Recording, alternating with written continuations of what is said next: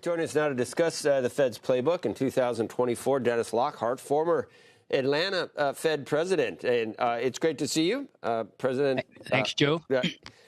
You know where I want to start? I'm thinking, I'm musing, I'm looking back at what we've been through and the conversation that I was just having with Becky. I don't know if you heard it, but I'm trying to get a gauge on what we went through in terms of inflation now that we've made at least a large part of the round trip.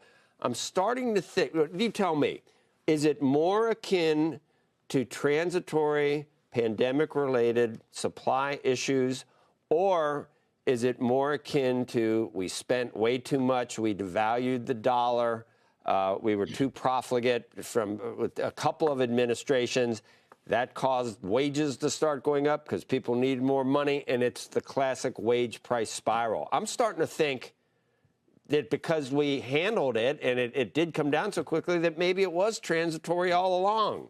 Which was it? Well, I'll give you a Weasley answer. It was probably all of the above.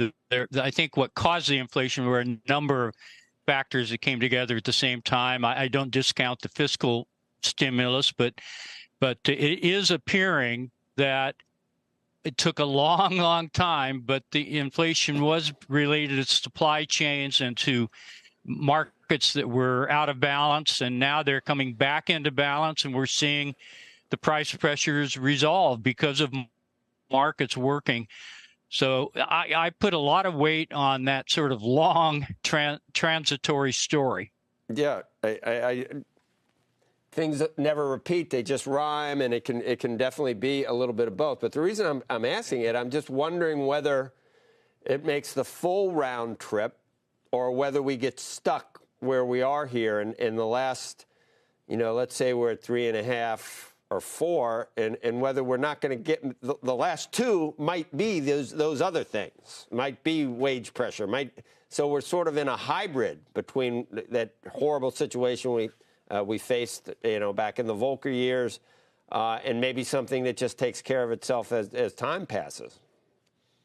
Well, that's one of the big questions of the moment. You've heard so much about the last mile, and it got to be, I think, assumed that the last mile getting from 3% to 2% was going to be difficult. My recent reading suggests that there are economists who doubt that now. They think getting to 2% will not be such a difficult task. So I don't know. It remains to be seen if it turns out to be difficult. There are elements of the economy that are sort of structural in nature that could be pro-inflation.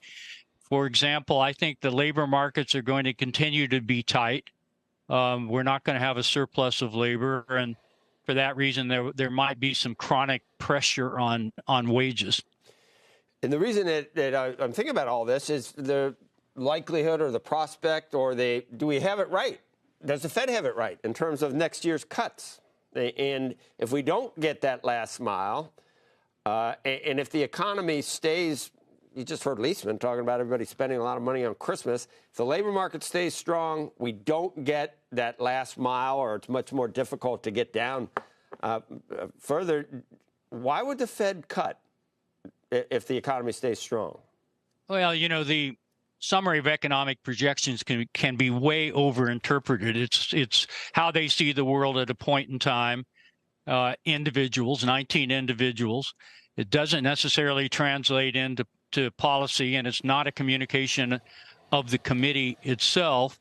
So the three expected, that's the median, the three cuts in 2024 may materialize if all goes well. But if they're struggling with inflation, then I think we'll be back to the higher for longer theme. Yeah, I mean, that's not, I just don't, and where, higher for longer, but not additional hikes is not what the market's looking at now. That's not going to be, it's not going to make anyone happy. There's a lot of, a lot of the positive sentiment we've seen with equities and in the bond market has to do with, that's definitely going to happen. And then I was also asking Austin Goolsbee, Mr. President of the Chicago Fed, I asked him whether we still need unemployment to go up for the Fed to actually cut. whether if unemployment stayed where it was but inflation came down, would the Fed really follow through on those cuts, or do they? Well, I saw your interview yesterday with Austin Goolsbee, and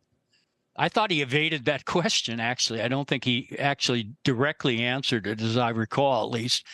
But their expectation is that unemployment has to go up a little bit, not much, just to the low 4s from where we are today. But that's probably the Phillips curve thought process just playing through to expectations. Dennis, it's interesting you thought he evaded that. You think that he didn't want to get pinned down on that answer? Why would that be?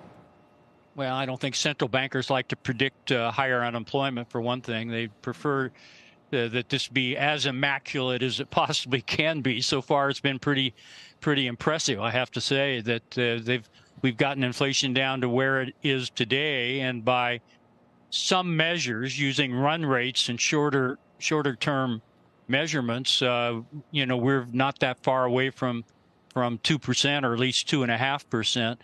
So I think Goolsbee, whom I respect tremendously, just felt there was no payoff in talking about higher unemployment.